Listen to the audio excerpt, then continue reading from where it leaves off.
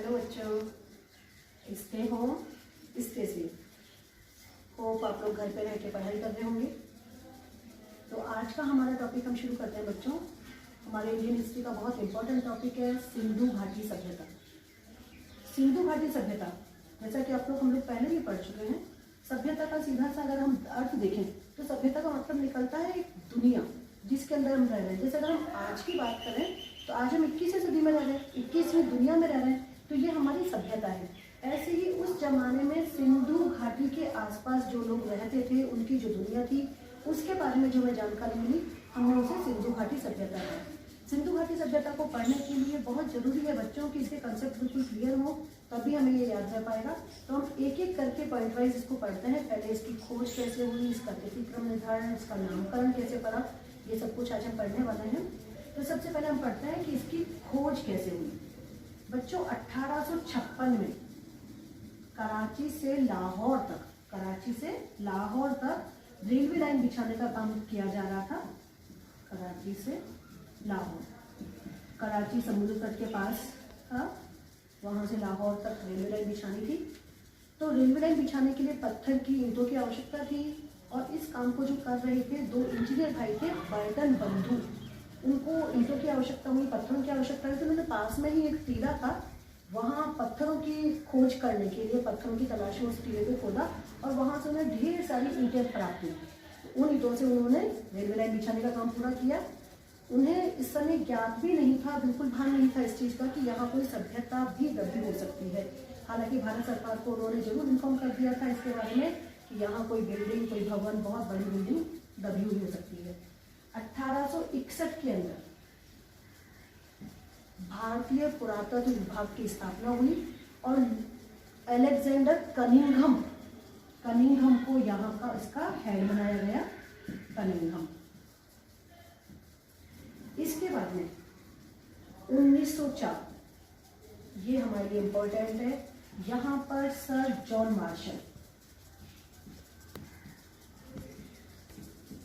Martial भारतीय पुरातत्व विभाग के प्रमुख बने, हेड बने और इनके निर्देशन में इनको लगा कि यहाँ अवश्य कुछ है और उन्होंने इस सभ्यता को आगे उत्खनन का कार्य प्रारंभ करा।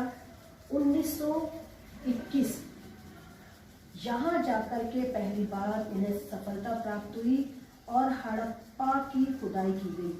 उस उत्खनन में जिसके हेड सर जॉन मार्शल थे, 1921 में हड़प्पा नामक स्थान खोजा गया और इसको खोजने का काम किया दयाराम साहनी।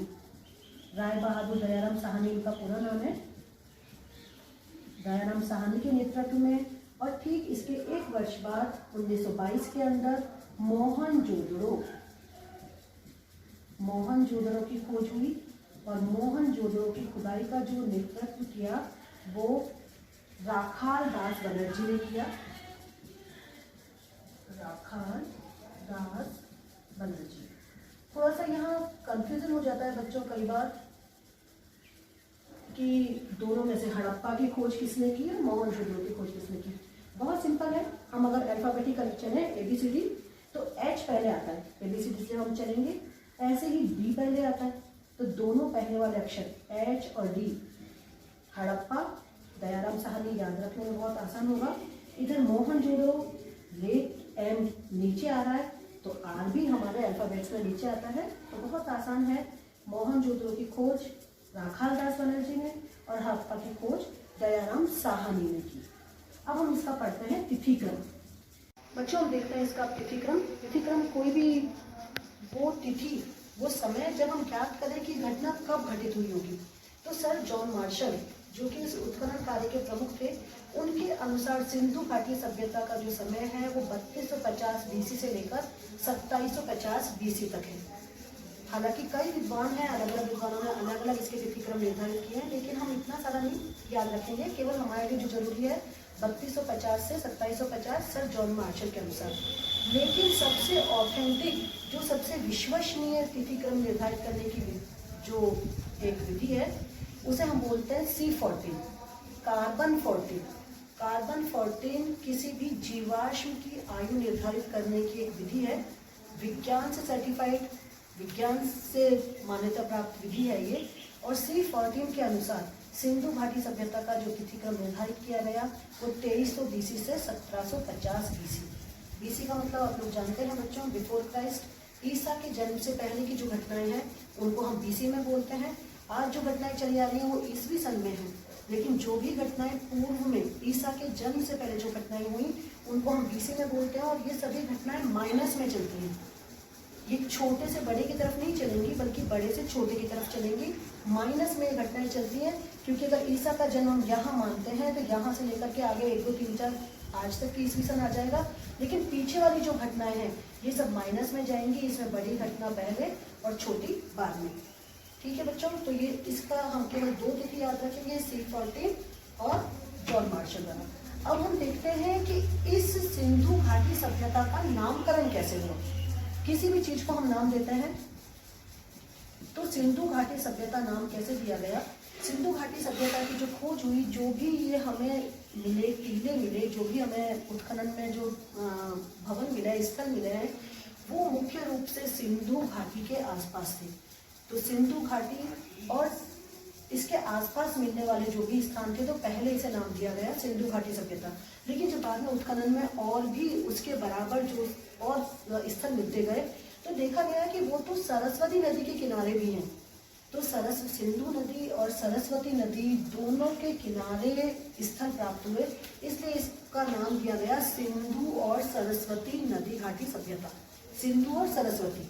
अब यहाँ भी थोड़ा कंफ्यूजन था, क्योंकि कुछ स्थल जैसे मांडा है, मांडा हम उत्तर में देखें तो ऊपर आ गया है कश्मीर के अंदर। यहाँ आलमगीर पुल उत्तर प्रदेश के अंदर आ गया। दोइमाबाद बिल्कुल नीचे आ गया महाराष्ट्र के अंदर। तो विद्वानों में थोड़ा मतभेद था कि नहीं, सिंधु और सरस्वती नदियों के अलावा भी सभ्यता दूर दूर तक विकसित थी, तो इसको क्या नाम दिया जाए। तो फिर एक इतिहास के अंदर एक छोटा सा इन्होंने रास्ता निकाला हुआ है, खोजा हुआ है कि जिस स्थान की खोज सबसे पहले की जाए उस स्थान को उसी नाम से जाना जाए। तो यहाँ सबसे पहले खोज हुई हड़प्पा की 1921 के अंदर। तो इस सभ्यता को नाम दिया गया हड़प्पा सभ्यता। अब देखिए ये तीनों एक ही हैं, सिंधु घाटी सभ्यता का है, सिंधु सरस्वती सभ्यता का है, या फिर हड़प्पा सभ्यता का है। ये तीनों एक ही हैं। अब हम देखते हैं इसकी प्रमुख विशेषताएं और फिर इसका देखेंगे विस्तार कहाँ कहाँ था, कहाँ कहाँ तक ये सभ्यता फैली हुई थी। इसकी विशेषताएं देखते हैं बच्चों। सबसे पहले तो ये नगरीय सभ्यता है। बच्चों हम साथ सिंधु घाटी सभ्यता के साथ हमारा नेक्स्ट टॉपिक जो आने वाला है वो आएगा वैदिक सभ्यता।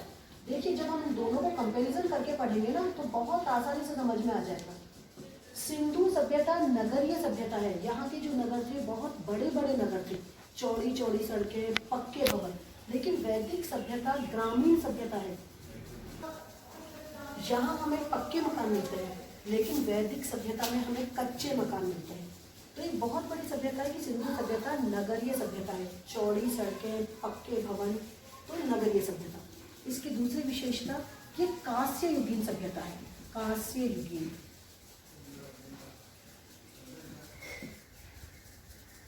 जो भी सभ्यता, जैसे लोहा अगर हमने काम में लिया, लोहे की अधिकता अधिक ज्यादा थी किसी काम में तो उसको हमने लोह युगीन सभ्यता कहा। अगर पत्थर ज्यादा काम में लिया गया, पाषाण काम में लिया गया, उसको पाषाण युगीन सभ्यता कहा गया। ऐसे ही इस कांस्य बहुत ज्यादा काम में आया, कांस्य बनाया गया था। तांबा और टिन, ये याद रखना है बच्चों, तांबा और टिन मिला करके एक नई धातु बनाई गई, कांसा। और इसमें यहाँ पूरे इनके जो बर्तन हैं, आभूषण हैं, ये पूरे कांस्य के हैं। तो ये कैसी सभ्यता है?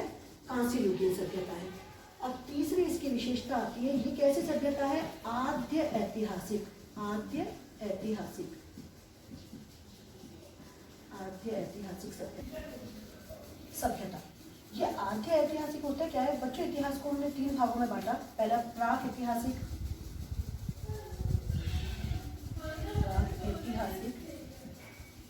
दूसरा आद्य ऐतिहासिक और तीसरा इतिहास। अब देखिए जहां से अगर हमें कोई भी लिखित साक्ष्य प्राप्त नहीं होते हैं, लिखित सामग्री प्राप्त नहीं हो रही है, उसे हमने कहा प्राक ऐतिहासिक। वो केवल उत्खनन से जो भी हमें सामग्री मिली, पुरातत्व से जो भी सामग्री मिली, उन पर हमारा अनुमान है, आधारित है हम उनके ऊपर। हमें कोई लिखित सामग्री नहीं मिली है, उसे हमने कहा प्राक ऐतिहासिक। आद्य ऐतिहासिक, इसके अंदर हमें लिखित सामग्री तो मिली है, लेकिन अभी तक उसे पढ़ा नहीं जा सका है। सिंधु सभ्यता ऐसी ही आद्य ऐतिहासिक सभ्यता है जिसके में अभी हमें इसकी लिपि मिली है, लेकिन इसकी लिपि भाव चित्रात्मक लिपि है, इसे अभी तक पढ़ा नहीं जा सका। जैसे आज की भाषा, आज के युग में हम मोबाइल के युग में इमोजी बनाकर भेजते हैं। इमोजी यहाँ से हमने भेजा, पाने वालों को पता लग जाता है कि भाई हम क्या कहना चाह रहे थे, क्या मैसेज सेंड किया गया। तो ऐसे ही इनकी जो लिपि है वो आद्य ऐतिहासिक लिपि है, अभी तक पढ़ा नहीं जा सका है। जिस दिन भी ये लिपि पढ़ी जाएगी उस दिन ये फिर इतिहास बन जाएगी। तो इतिहास के 3 रूप हैं। तो ये जो सभ्यता है वो आद्य ऐतिहासिक सभ्यता है। इसका चौथी विशेषता है कि बहुत विस्तृत सभ्यता है, बहुत विशाल सभ्यता है। विस्तृत सभ्यता, मिस्र और नील, ये दोनों सभ्यता अगर इनको मिला दिया जाए तो इनसे भी कहीं ज्यादा विस्तृत हमारी सिंधु घाटी सभ्यता है।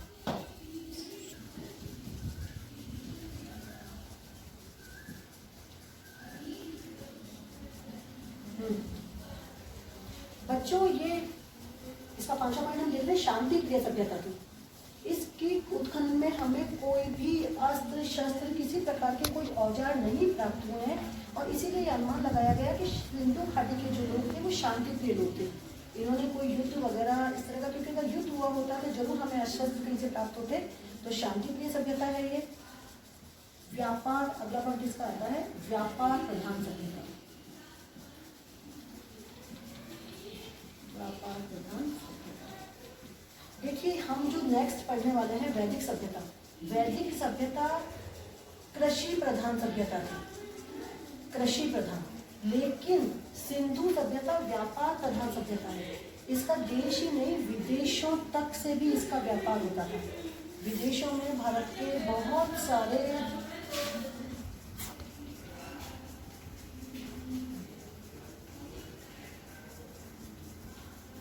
नेक्स्ट पॉइंट इसका आता है बच्चों मातृसत्तात्मक सभ्यता। हमारे जो परिवार है या तो पिता के नाम से चलता है या माता के नाम से चलते हैं। तो ये जो सभ्यता थी ये मातृसत्तात्मक थी। इसमें माता को घर का मुखिया माना जाता था। आज कौन सी सभ्यता चल रही है बच्चों हमारे देश में, हमारे समाज के अंदर कौन सी सभ्यता है? पितृसत्तात्मक। हमारी पहचान पिता के नाम से है। लेकिन उस समय आप लोग याद करें महाभारत के समय को, महाभारत में गांधारी नंदन, यशोदा नंदन, कुंती पुत्र अर्जुन, इस तरह पहले माँ का नाम आता है और फिर बच्चों का नाम आ रहा है। तो ये जो सभ्यता, और इसका हमें कैसे पता लगा कि ये जो सभ्यता है मातृसत्तात्मक सभ्यता है? यहाँ पर बहुत सारी मातृ देवी की मूर्तियाँ मिली हैं। एक मूर्ति मिली है जिसमें माता के गर्भ से प्रकृति को, पेड़ को निकलता हुआ दिखाया है, यानी माता को, जननी को ही इस पूरे समाज की सभ्यता का उद्गम स्थल माना गया है कि यहीं से सभ्यता की शुरुआत हुई है। तो ये परिवार मातृसत्तात्मक परिवार है, मातृसत्तात्मक सभ्यता है। 2 वर्गों में विभाजित है, उच्च वर्ग और निम्न वर्ग। उच्च वर्ग के जो लोग थे मोहनजोदड़ो, हड़प्पा जो हमें मिला है, यहाँ पर दुर्ग मिला। उच्च वर्ग के लोग जिसमें राजा पुरोहित वगैरह लोग थे, राजसभा के लोग थे, वो उच्च वर्ग में रहते थे। और जैसा कि आप लोगों ने देखा हो, मोहनजोदड़ो एक मूवी भी आई है बच्चों, तो उसके अंदर पता लगता है कि वहाँ निम्न वर्ग के जो लोग थे उनको ऊपर जाने के लिए एक मोहर दिखानी पड़ती थी अलग से उनके पास में। तो इसी तरह से यहाँ पार्टीशन किया हुआ था, थोड़ा विभाजन था कि जो संपन्न वर्ग के लोग हैं वो उच्च वर्ग में रहेंगे और जो निम्न वर्ग, थोड़ा जिनका स्तर निम्न है, साधारण जनता है, वो निम्न वर्ग में रहेगी। तो समाज 2 वर्गों के अंदर विभाजित था। आर्थिक, अगर हम देखें इसका आर्थिक रूप समाज का, तो सभ्यता व्यापार प्रधान सभ्यता है। इसका व्यापार देश के साथ साथ विदेश से भी होता था। बच्चों ये हमने देखी इसकी विशेषताएं। अब इसका जो मेन पॉइंट आता है कि सभ्यता फैली हुई कहाँ कहाँ थी, कहाँ कहाँ तक ये विस्तृत थी। तो इसको अगर हम नक्शे के द्वारा देखें, देखो अगर अभी हम देखते हैं तो ये जो सभ्यता है ये 3 देशों में फैली हुई है। क्योंकि भारत का विभाजन हो गया तो भारत के आधे स्थल पाकिस्तान में चले गए हैं और इसके 2 स्थल अफगानिस्तान में हैं। तो बहुत विस्तृत सभ्यता है, बहुत बड़ी सभ्यता है। मैप के द्वारा अगर हम समझेंगे बहुत आसानी से समझ में आएगा। बच्चों हम देखते हैं सिंधु घाटी सभ्यता का विस्तार क्षेत्र कहाँ कहाँ फैली हुई थी।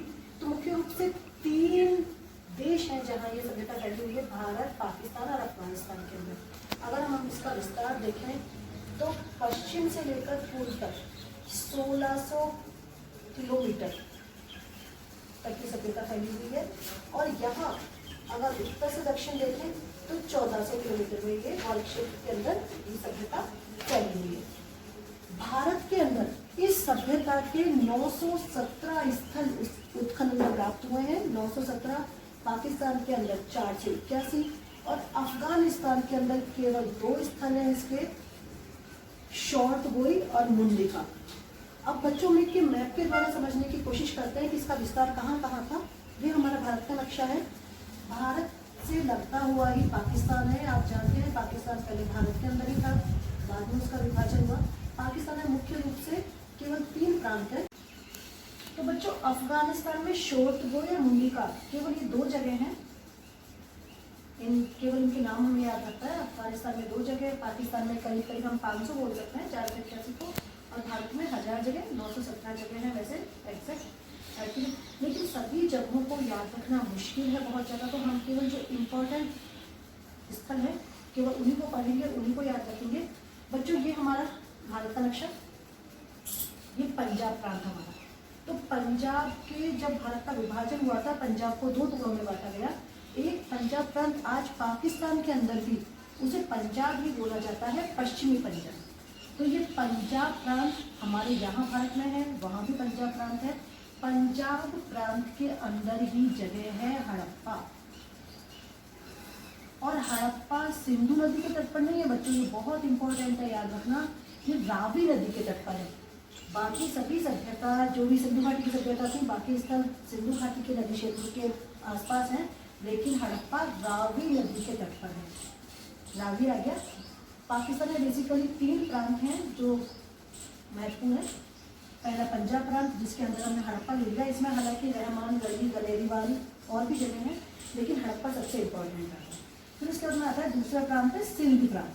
सिंध प्रांत के अंदर सबसे इम्पोर्टेंट ये जो सिंधु नदी यहाँ से चली आ रही है, ये हमारी सिंधु नदी, और लास्ट में जाकर के अरब सागर में गिर जाती है। सिंधु नदी के दाएं तट पर मोहनजोदड़ो स्थित है। मोहनजोदड़ो का अर्थ मालूम है ना बच्चों आपको क्या होता है? मुर्दों का टीला, मुर्दों का टीला मोहनजोदड़ो। ये जो राजधानी थी उस समय माना गया, ऐसा माना गया कि मोहनजोदड़ो हड़प्पा 2 राजधानियां रही होंगी इतने विशाल साम्राज्य की। मोहनजोदड़ो दाईं तरफ है, बिल्कुल सिंधु नदी के इस तरफ ये आ जाता है कोटदीजी, और यहाँ आ जाता है चंदूगढ़।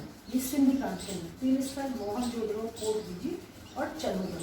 फिर आता है, हम देखते हैं भारत के अंदर किस किस जगह इनके स्थल हमें प्राप्त हुए। उत्तर, यहाँ सबसे पहले तो हम देखें उत्तर दिशा में भी चलेंगे तो जम्मू कश्मीर के अंदर मांडा, ये सबसे उत्तरी पॉइंट है इस सभ्यता का। देखिए यहाँ मैंने लिखा है कि सिंधु घाटी सभ्यता का उत्तरी स्थल मांडा है। इसी तरह आपको मुझे बताना है कि इस सभ्यता का सबसे पश्चिमी स्थल कौन सा है। हम लोग देख चुके हैं सबसे पश्चिमी स्थल बलूचिस्तान में सुतका गेंदोर। तो उत्तरी स्थल मांडा जम्मू कश्मीर के अंदर आ जाता है, कश्मीर में। यहाँ हिमाचल और यूके में कोई भी इसका उत्खनन स्थल प्राप्त नहीं हुआ है। पंजाब, हमारे भारत के पंजाब के अंदर रोपड़ और संगोल 2 स्थान प्राप्त हुए हैं, रोपड़ और संगोल। हरियाणा के अंदर, हरियाणा में राखीगढ़ी, बनावाली, मीतावाली ये स्थान है हरियाणा के अंदर। अब उसके बाद आता है उत्तर प्रदेश।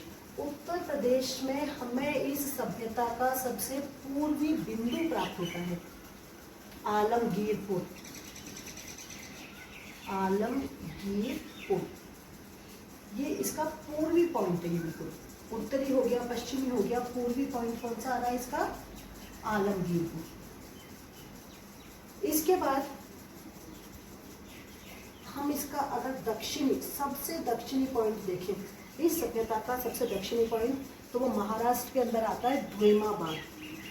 महाराष्ट्र के अंदर दक्षिण में इसका सबसे लास्ट पॉइंट जो है सभ्यता का दक्षिणी छोर पर कौन सा आ गया? द्वेमाबाद।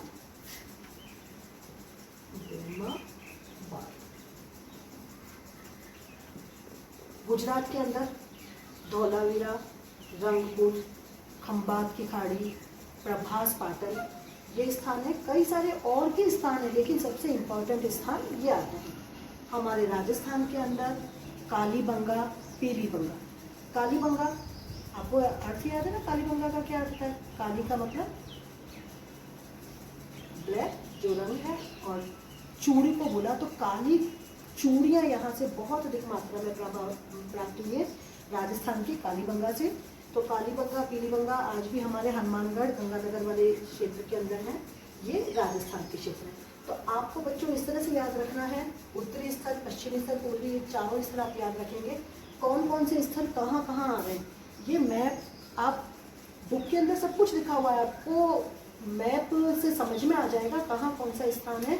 आपको जगह याद करनी है कि जिस राज्य के अंदर कौन कौन से 2-3 पॉइंट जो मेन है वो आपको याद करके रखने हैं। अब इसके बाद में हम पढ़ते हैं सिंधु घाटी का नगर नियोजन, वो हम नेक्स्ट वीडियो में पढ़ेंगे। तब तक आप इसकी तैयारी करके रखें। Have a good day. तैयारी करें बच्चों अच्छे से। Bye, till then.